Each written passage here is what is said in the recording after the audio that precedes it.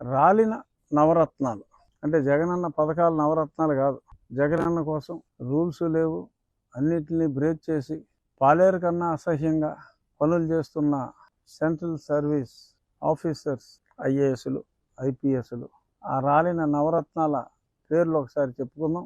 పరమేశ్వర్ రెడ్డి, తిరుమలేశ్వర్ రెడ్డి, రవిశంకర్ రెడ్డి, కాక పాల్రాజ్, జాషువా, అన్బురాజన్, ఇంకా ఐఏఎస్లు శ్రీమతి గౌతమి లక్ష్మీ షా, మరి ఈవిడ అమ్మాయి అబ్బాయి నాకు తెలియదు, పి రాజబాబు, ఇలా నవరత్నాల్ని మరి వారి వారి విధుల నుంచి పంపించి ఎక్కడో దగ్గర వేసుకోండి. కానీ ఎన్నికల విధులకి ఈ 9గురిని ఫస్ట్ ఫేజ్లో బహిష్కరించడం జరిగింది. ఇంకా ఈ 9గురే కాకుండా ఇంకొద్ది మందిని కూడా బహుశా సెకండ్ ఫేజ్ ఉండొచ్చు అంటున్నారు. ఎందుకంటే మరి ఆ ఫేజ్లో కూడా డీజీపీ గారు ఉండొచ్చు బహుశా. ఎందుకంటే ఇన్ఛార్జ్గా ఉన్నవాళ్ళు ఎన్నికల సమయంలో, ఫుల్ ఎడిషనల్ ఛార్జ్ ఉన్నవాళ్ళు ఎన్నికల సమయంలో డీజీపీగా ఉండకూడదని రూల్స్ ఉన్నాయి. సో కాబట్టి even based on that rule ఆయన మంచి వ్యక్తి అయ్యుండొచ్చు కూడా, కానీ ఆయన ఫుల్ ఎడిషనల్ ఛార్జ్లో ఉన్నారు కనుక వారిని కూడా పక్కన పెట్టాల్సి వస్తుంది.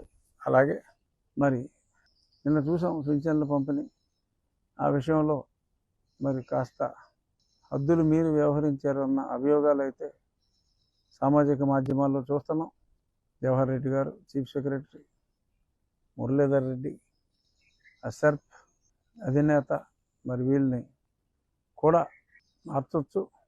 అంతేకాక ఇంకా ఐపీఎస్లో కసిరెడ్డి గారే కాక చూసి రమ్మంటే కాల్చొచ్చే రఘురామరెడ్డి, అలాగే ఓవర్ ఇంటెలిజెన్స్ ప్రదర్శించే మరి ఒకప్పటి నా మిత్రులు సీతారామానాయుడు గారు, మరి వీరందరికీ కూడా అంటే పేపర్లో వచ్చింది అదే చెప్తున్నా, వీరందరికీ కూడా మరి ఏమన్నా త్వరలో 2 నెలల్లో రెస్ట్ తీసుకుంటారా బాబు అని చెప్పి మరి ఇక్కడి నుంచి దూరంగా పంపించాల్సిన బ్యాచ్ అది.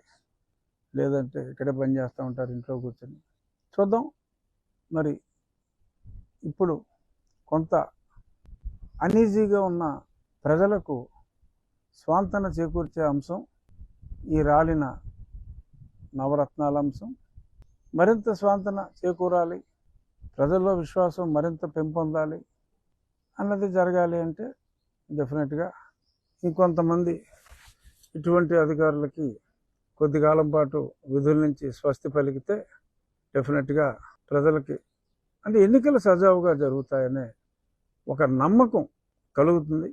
ఇప్పటికే నిన్నటి దెబ్బకే సో కాస్త వ్యవస్థ కుదేలైన మాట వాస్తవం. అంటే అస్తవ్యస్తంగా ఉన్న వ్యవస్థ కుదేలైన మాట వాస్తవం. సక్రమంగా పోలీసు వాళ్ళు తమ విధులు నిర్వర్తిస్తారు అనే ఒక నమ్మకం కలిగాయి. సో రానున్న రోజుల్లో మరిన్ని బదిలీలు ఉంటాయని ఆశిస్తూ ఎన్నికలు సజావుగా జరిగే అద్భుతమైన వాతావరణం వస్తుంది. సో అప్పుడు ప్రజలకు ఎవరిని గెలిపించుకోవాలో తెలుసు. కాబట్టి ఈ ఎన్నికలు జగన్ ఉండాలా, జగన్ పోవాలా అని జరిగే ఎన్నికలు. అందుకనే ఈ వ్యక్తి ఉండకూడదనే ఉద్దేశంతోనే ఎటువంటి వ్యక్తిగత భేషజాలు లేకుండా నీ పార్టీ ఎక్కువ, నా పార్టీ తక్కువ ఆరు ఎక్కువ అన్న ఎటువంటి అభిప్రాయ భేదాలు లేకుండా మరి కలిసి ముందుకు వచ్చారు. సో కాబట్టి అదే అభిప్రాయంతో ముందు నుంచి ఉన్న నేను certainly will be a part of the team. ఎందుకంటే వైఎస్ఆర్ పార్టీ వ్యతిరేకులు విడిపోకూడదు అనే ఉద్దేశంలోనే ఈ కూటమి కలిసింది. కాబట్టి డెఫినెట్గా I will be a part of the team అని చెప్తున్నా. ఆఫ్ కోర్స్ అది నా విశ్వాసం.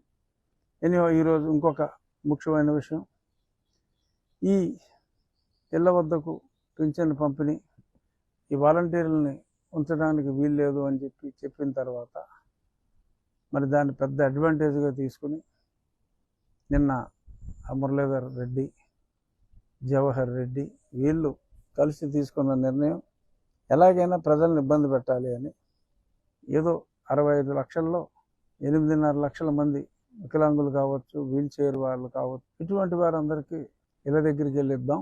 మిగిలిన వాళ్ళు ఎంత ముసలి వాళ్ళైనా 80 సంవత్సరాల వాళ్ళైనా సెక్రటేరియట్, విలేజ్ సెక్రటేరియట్ దగ్గరికి వచ్చి అక్కడి నుంచే తీసుకెళ్లాలని చెప్పి ఒక దరిద్రపు ఆలోచన. ఎందుకంటే అక్కడికి వచ్చిన ముసలి వాళ్ళందరూ కూడా శాపనార్థాలు పెట్టాలి. ఇది తెలుగుదేశం పార్టీ చేసింది, ఎంత అన్యాయం చేసింది అని శాపనార్థాలు పెట్టాలి అని చెప్పి ఇదొక కుట్ర. తక్షణం ఈ కుట్రకు భాగస్వాములైన అధికారులను కూడా విధుల నుంచి తొలగించాలి. ఎందుకంటే ఇదొక దద్దమ్మ ప్రభుత్వం, ఇదొక చేతగాని ప్రభుత్వం, ఇదొక చావలేని ప్రభుత్వం. 1,25,000 మంది సెక్రటేరియట్ ఎంప్లాయీస్ ఉన్నారు. కేవలం 56 లక్షలు ఇవ్వాలి. అంటే ఒక వ్యక్తి యావరేజ్ 50 మందికి డిస్ట్రిబ్యూట్ చేయాలి. ఒక వ్యక్తి ఒక రోజులో 50 మందికి ఇవ్వలేడా? 1,25,000 మంది ఉన్నారు కదా, 50 మందికి ఒక్కొక్కడు వెళ్ళి ఇవ్వలేడా? దానికి వీళ్ళు చెప్పిన ఒక స్టూపిడ్ లాజిక్ ఏంటంటే, మరి ఇల్లు అడ్రస్లు తెలియదు కదండి అంటే, అదవల్లారా మీరు అడ్రస్ లేని వాళ్ళకి ఇస్తున్నారా? ఆడిగేలా తెలుస్తుంది అడ్రస్? కాగితం మీద ఉంటుంది కదా అడ్రస్. మీరు పింఛన్ ఇచ్చే వాళ్ళకి అడ్రస్ ఎక్కడ నిక్షిప్తమై ఉండదా? వాళ్ళ హౌస్ అడ్రస్. ఆ విలేజ్లో ఉన్న ఆ ఎంప్లాయీస్ ఆ విలేజ్ని వార్డుల వారీగా ఒక్కో వార్డు ఒక్కొక్కరికి అప్పచెప్తే ఆ వార్డులో అడ్రస్ పట్టుకోలేరా? 50 మంది అడ్రస్ ఒక వ్యక్తి పట్టుకోలేడా? బుద్ధుండి మారుతున్నారా, బుద్ధి లేకుండా మారుతున్నారా మీరు? అంటే ఏదైనా అబద్ధం చెప్పినా అతికినట్టు ఉండాలరా సొంటలారా. 1,25,000 మంది ఒక 50 ఇళ్ళకి వెళ్ళి ఇవ్వలేరా? ఎందుకు ఇవ్వలేరు? అడ్రస్ పట్టుకోలేరా? ఒక పోస్ట్ మ్యాన్ రోజుకి 50 ఇళ్లలో లెటర్లు వేయట్లేదా? అడ్రస్ చూసుకునే కదా వెళ్ళేది పోస్ట్ మ్యాన్.